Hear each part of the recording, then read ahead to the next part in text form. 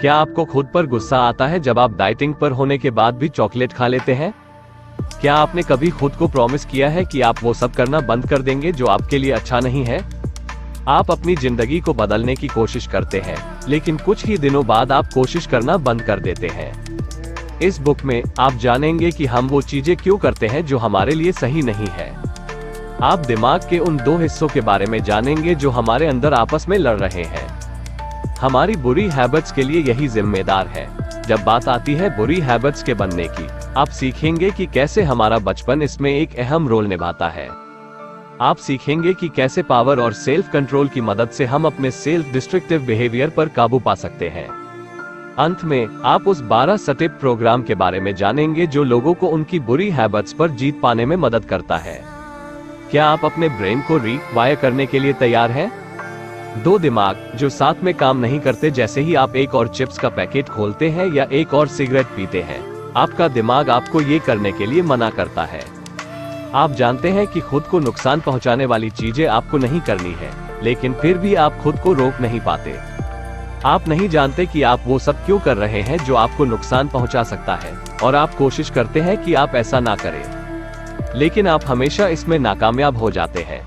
जो चीजें हमारे लिए बुरी है उन्हें करना सेल्फ डिस्ट्रक्टिव बिहेवियर कहा जाता है, और यह हमारे दो दिमागों से आती है जो आपस में ठीक से कम्युनिकेट नहीं कर रहे। हमारा एक दिमाग हमें कुछ करने को बोलता है और दूसरा कुछ और। दरअसल हमारे पास एक कॉन्शियस सेल्फ है और एक ऑटोमेटिक सेल्फ।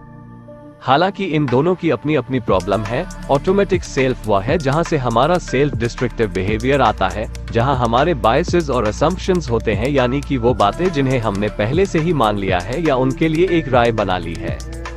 यहाँ आपको अपनी पुरानी बुरी हैबिट्स भी मिल जाएंगी और साथ ही साथ वो फीलिंग्स भी जिन्हें आप बाहर नहीं लाना चाहते। दूसरी तरफ कॉन्शियस सेल्फ चीजों के बारे में सावधानी से सोचने के लिए जिम्मेदार होता है, जैसे डिसीजन लेना।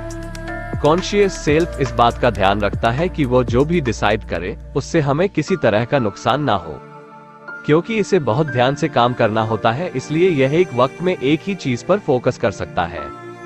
जब हमारा कॉन्शियस सेल्फ बिजी होता है, ऑटोमेटिक सेल्फ तब तक खुद से बहुत सारे बुरे डिसीजन ले चुका होता है। जब आपका कॉन्शियस सेल्फ इस बात को लेकर परेशान हो रहा होता है कि किस टॉपिक पर प्रोजेक्ट बनाएं, आपका ऑटोमेटिक सेल्फ आपको स्टडी टेबल पर रखी चॉकलेट खाने को कहता है।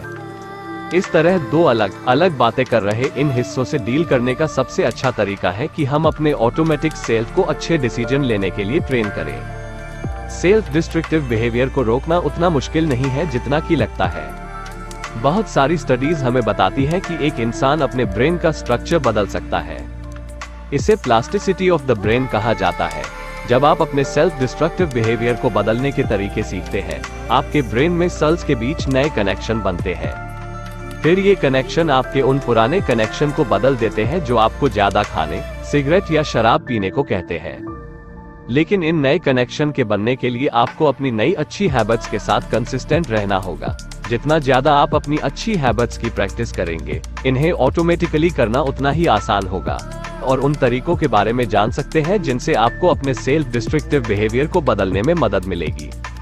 लेकिन अगर आप अपनी अच्छी हैबिट्स को रोज और लंबे समय तक प्रैक्टिस नहीं करेंगे, तो आप अपनी बुरी हैबिट्स को बिल्कुल भी नहीं बदल पाएंगे।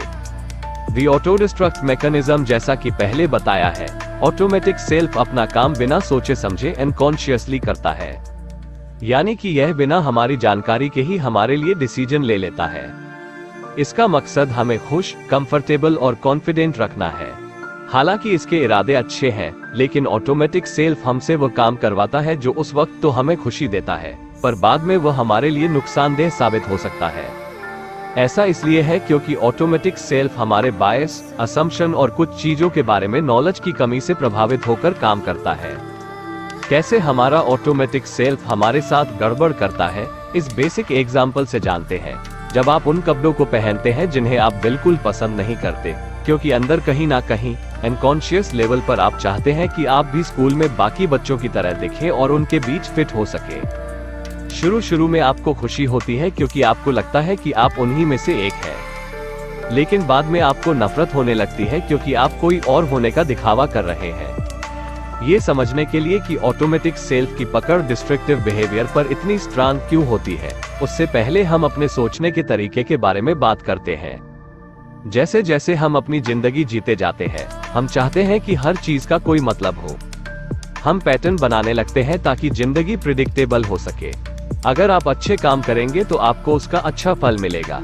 जैसे जैसे हम ज्यादा पैटर्न्स बनाते हैं, हम उन्हें मैनेज करने के लिए एक स्ट्रक्चर बनाते हैं जिसे हम पैराडाइम भी कहते हैं। रियलिटी और दुनिया के बारे में हमारे सोचने का तरीका ही पैराडाइम है। जब हम बड़े हो रहे होते हैं, इसी सोच को अपनी जिंदगी में लागू करते रहते हैं। जल्द ही यह परमानेंट और ना बदली जा सकने वाली सोच बन जाती है। हम उन लोगों से अपनी नजदीकियां बढ़ाने लगते हैं जो हमारे सोचने के तरीके को सपोर्ट करते हैं। हम उन लोगों से दूर रहने लगते हैं जो हमारी सोच को चैलेंज करते हैं या उसके खिलाफ जाते हैं। अगर कोई आदमी इस बात से सहमत नहीं है कि हर वीकेंड ड्रिंक करने में बड़ा मजा है, हम उससे दूर रहते हैं। बार में जाने वाले लोग हमारे दोस्त बन जाते हैं क्योंकि हमें लगता है वे कूल हैं। हमारे परिवार वाले और दोस्त हमें बताते हैं कि वो हमारी हरकतों की वजह से चिंतित है।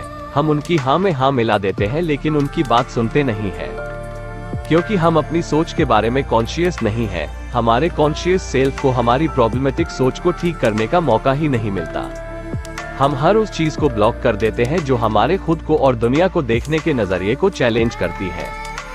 जब हमें अपने सेल्फ डिस्ट्रक्टिव बिहेवियर के बारे में बात करनी पड़ती है, हम अपने आप को बचाने लगते हैं। हम इसे नकारने लगते हैं, बहस करते हैं या फिर टॉपिक ही बदल देते हैं। हम अपने पैराडाइम को बचाने के लिए कुछ भी करते हैं। अगर आप चाहते हैं कि आप अपने गलत पैराडाइम के बारे में अवेयर रहे, तो एक डायरी रखना अच्छी शुरुआत हो सकती है। अक्सर हम उन फैक्ट्स और इवेंट्स को नकार देते हैं जो हमारी उम्मीद के मुताबिक नहीं होती। इसका मतलब है कि हम खुद को सही मानते हैं और बाकी दुनिया को गलत। इसलिए जब आप अगली बार किसी बात को लेकर निराश हो, तो इसे अपनी डायरी में नोट कर लें। सबसे पहले उस बात को लिखें जिसके होने की आपको उम्मीद थी। फिर जो असल में हुआ उसे लिखें। फिर इस बारे में जो भी आपके गलत बिलीफ्स यानी सोच रहे हो, उन्हें नोट करें। फिर अपने गलत सोच से निकाले गए नतीजों को लिखें। अंत में ये जानने की कोशिश करें कि आप क्या अलग कर सकते थे। उदाहरण के लिए, आपको अपने स्कूल रिपोर्ट में अच्छा करने की उम्मीद थी, लेकिन असल में हुआ क्या कि आप इसे टालते रहे और जिसका परिणाम आपका काम बहुत एवरेज रहा। आपके बायस पैराडाइम ने सोचा कि आप अपनी रिपोर्ट बहुत जल्दी बना सकते हो। फिर आप ठान लेते हो कि अगली बार जब आपको रिपोर्ट बनानी होगी, आप उसे टालेंगे नहीं और उस पर समय रहते काम करना शुरू कर देंगे। लाल झंडा लहराते हुए बच्चे अक्सर रोकर या नखरे दिखाकर अपनी ओर ध्यान खींचते हैं। वे अपने माता पिता की अटेंशन चाहते हैं और रोना इसे पाने का सबसे असरदार तरीका है। नखरे करना भी एक अच्छा तरीका है अपनी मनपसंद चीज पाने का।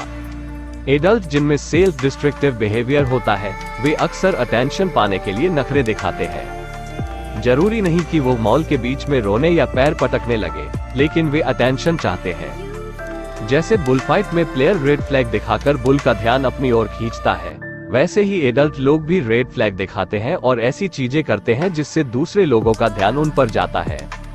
जाहिर है ये सब अनकॉन्शियसली होता है, लेकिन कहीं ना कहीं जाने अनजाने ये लोग चाहते हैं कि कोई उन्हें नोटिस करे और उन्हें रोके।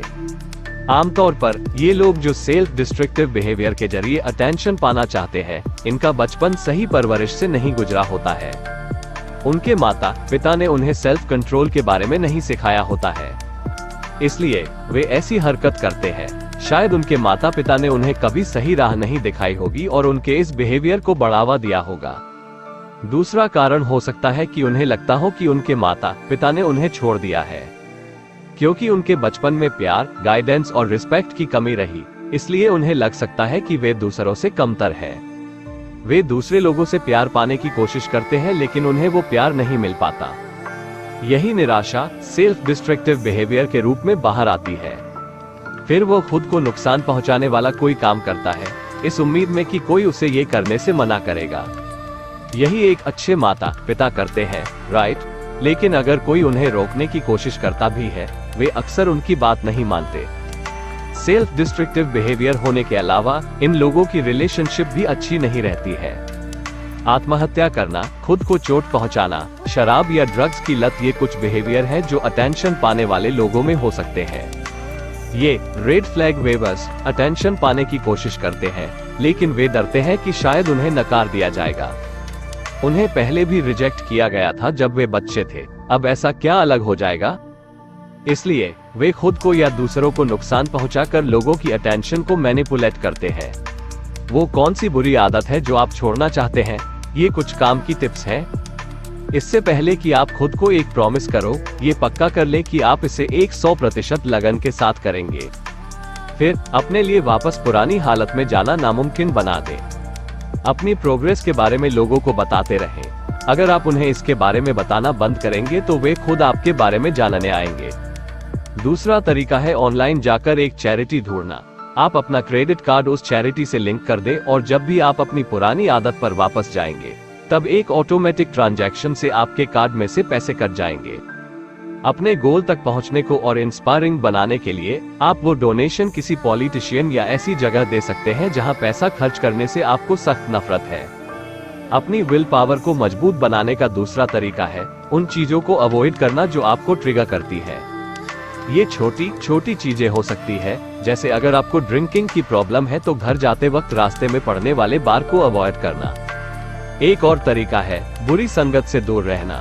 बियर पीने के लिए हाँ बोलना बहुत आसान है, वह भी तब जब आपके साथ रेगुलर ड्रिंक करने वाले दोस्त हों। उन्हें बताएं कि आप ड्रिंक करना छोड़ रहे हैं और अगर वो आपके इस फैसले की कदर नहीं करते तो धीरे धीरे उनसे दूर हो जाइए। जब भी आप स्मोकिंग या ड्रिंकिंग के लालच के आगे हार मानने लगे, तो याद करें कि आपने कितनी प्रोग्रेस कर ली है। उस उम्मीद पर कायम रहें कि पुरानी हैबिट्स छोड़ना वक्त के साथ आसान हो जाता है। मानसिक और शारीरिक रूप से अपने आप को तैयार करें कि इसमें महीनों का वक्त लगने वाला है, लेकिन इस बात से अपना मनोबल गिरने मत दीजिए। हर दिन जो आप अपने गोल को पाने में लगा देते हैं, वो आपको एक बुरी आदत छोड़ने के और करीब ले आता है। आप लत के आदी हो। जब आपको किसी चीज की आदत लग जाती है तो आपके पास कोई सेल्फ कंट्रोल नहीं होता।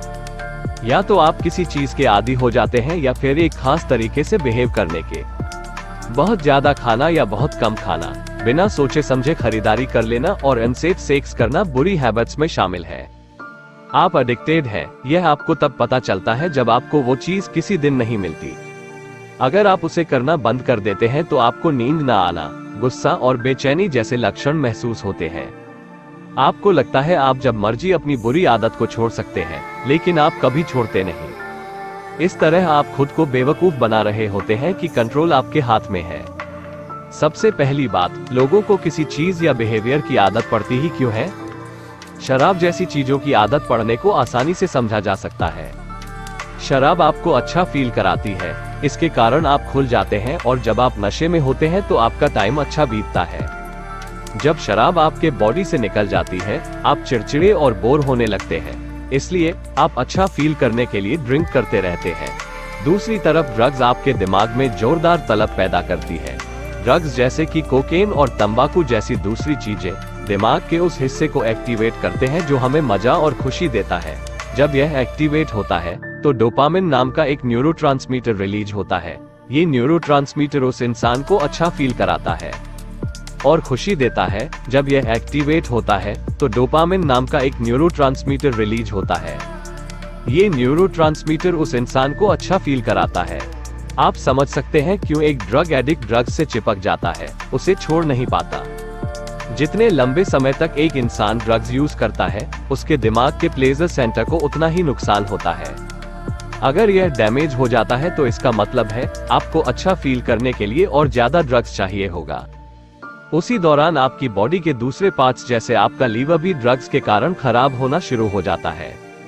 आपके अपने परिवार और दोस्तों के साथ रिश्ते भी बिगड़ने लगते हैं। अपनी नशे की जरूरत के सिवा अब आप किसी और चीज की परवाह नहीं करते। तो आप एडिक्शन से कैसे छुटकारा पा सकते हैं? ऑथर कहते हैं कि सबसे पहले आपको अपने साथ ऑनेस्ट होने की जरूरत है। आपको ये स्वीकार करना होगा कि आप एडिक्टेड हैं और आप खुद पर कंट्रोल नहीं कर पा रहे। उन लोगों के ग्रुप को ज्वाइन करना एक बड़ी हेल्प हो सकती है जो खुद इससे लड़ रहे हैं। ये याद रखें कि आप अपनी जिंदगी फिर से बना रहे हैं। ऑथर को 12 स्टेप प्रोग्राम की इंस्पिरेशन अल्कोहलिक एनोनिमस नाम की ऑर्गेनाइजेशन से मिली। आपको इस प्रोग्राम के रूल्स को फॉलो करना चाहिए ताकि आप अपनी जिंदगी बदल सकें। यह आसान नहीं है, कुछ दिन ऐसे भी होंगे जब आप हार मानने लगेंगे, लेकिन ये 12 स्टेप प्रोग्राम आपको हर तरह से मदद करेगा। इन स्टेप्स को फॉलो करने से पहले ये पक्का कर ले कि आपके पास एक सपोर्ट ग्रुप हो। अगर नहीं है तो कोई ऐसा इंसान हो, जैसे कि एक थेरेपिस्ट या एक दोस्त, जो आपकी मदद कर सके। सिर्फ अपनी खुराक पाने के लिए एडिक्शन आपसे वो सब कराएगी जो आप नहीं करना चाहते। झूठ बोलना, धोखा देना, यहाँ तक कि आप चोरी भी करने लगेंगे। एडिक्शन से जंग जीतना बहुत मुश्किल और तकलीफदेह होगा, लेकिन ये जान ले कि अगर आपने इसे पार कर लिया तो आपकी जिंदगी बदल जाएगी। जैसे पहले भी बताया गया है कि आपको स्वीकार करना है कि आप एडिक्टेड हैं। इस भ्रम को तोड़ दे कि आप कंट्रोल में हैं और कभी भी इसे छोड़ सकते हैं। अगर आप बार बार खुद को यही यकीन दिलाएंगे तो आप कभी भी असल में उसे छोड़ नहीं पाएंगे। इसे एक दिन के हिसाब से करें, दोहराएं और अपने मकसद पर भरोसा करें। खुद को कहें, आज कोई सेल्फ डिस्ट्रक्टिव काम नहीं करना है। यह कोई बहुत बड़ा गोल नहीं है, कोई भी इसे कर सकता है। यह मान ले कि आगे मुश्किल दिन भी आएंगे। उस वक्त के लिए खुद को तैयार करें जब आप कोई सेल्फ डिस्ट्रक्टिव काम किए बिना रह नहीं पाएंगे, चाहे कितना ही लुभावना क्यों ना लगे। इस विचार के साथ खुद को रोक कर रखें कि ये वक्त बीत जाएगा। इस बारे में सोचते रहे कि अगर आप अपने पुराने तौर तरीकों पर वापस ना जाए तो कितना अच्छा होगा। अपने मॉरल्स पर वापस जाएं। स्वीकार करें कि आपके सेल्फ डिस्ट्रक्टिव बिहेवियर ने आपसे बहुत बुरे काम करवाए हैं। हाँ, यह आपके एडिक्शन के कारण हुआ है, लेकिन इसे एक बहाना ना बनाएं। ठान ले कि अब से आप ऑनेस्ट रहेंगे। उन लोगों से माफी मांगे जिन्हें आपने किसी भी तरीके से नुकसान पहुंचाया हो। ये 4th स्टेप से रिलेटेड है और यह आपको एक बेहतर इंसान बनने में मदद करेगा। बदले में उनके साथ अपना टाइम शेयर करें। एक दिन के लिए किसी बोए इंसान का साथी बने या लोकल बीच की सफाई करें। अच्छे काम करने से आपको अच्छा फील होगा। इससे दुनिया में पॉजिटिविटी भी बढ़ेगी। माइंडफुल एक्टिविटीज की प्रैक्टिस करें। माइंडफुलनेस का मतलब है अपने रिएक्शन और बिहेवियर को लेकर कॉन्शियस रहना। जब आप खुद के बारे में माइंडफुल होते हैं तो आप देख सकते हैं कि आप क्या गलत कर रहे हैं। यहाँ से आप अपनी गलतियाँ सुधार सकते हैं। बार बार उस सोच को दोहराएं कि you can fake it until you make it. Alcoholic anonymous जैसे बड़े और फेमस ग्रुप भी इस सोच को अपनाते हैं। अगर आपने अभी शुरुआत की है तो आप मीटिंग्स अटेंड करते रहिए, मोटिवेशनल लाइंस को दोहराते रहिए और अपने इस फ्लो को बनाए रखें। जैसे जैसे आप इसे बार बार करते रहेंगे, यह आपके डेली रूटीन का हिस्सा बन जाएगा। एक दिन आखिरकार आप कह पाएंगे कि आप पहले एडिक्टेड थे, लेकिन अब आपने इससे छुटकारा पा लिया है। इन स्टेप्स को फॉलो करते रहें, भले ही कभी कभी आपको इन पर भरोसा ना हो। अगर आपके पास कोई सपोर्ट ग्रुप नहीं है तो एक स्पॉन्सर तलाशें। स्पॉन्सर वो होता है जिसे आप अपनी रिकवरी के दौरान सब कुछ बताएंगे। वे आपको बिना किसी जजमेंट के सुनेंगे, लेकिन वे आपको सच भी, चाहे वो कितना ही कड़वा क्यों ना हो।